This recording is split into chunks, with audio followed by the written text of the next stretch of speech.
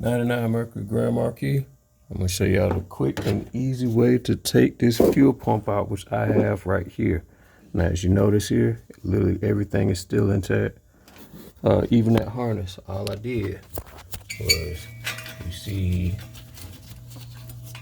all right, cause you see both the wires are still attached on here. Let me turn on my light here. All right, okay, all right. So basically, just slide the harness back, and then you can wiggle the whole pump out right there. And from then on, it's just pretty simple. You just, disconnect your connectors and all that stuff. Drop your fuel pump on out of it, just like that. Clearly, this one is pretty bad. Ugh, a little gross and smelly. But yeah, don't cut the harness. I've seen videos that suggest that you should cut the harness. You don't have to do all that stuff. Oh dang, look at that. Look, that little piece still left off in there. But yeah, I'm just making a quick video. I'm gonna change out these little rubber hoses anyway, cause they get old anyway.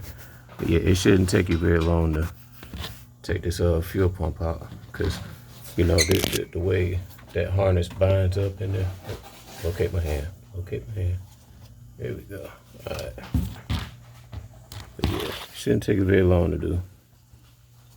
Cause that harness is typical anyway, but don't cut the wires. Just, slide the little harness back, and then you can pull the pump all the way out.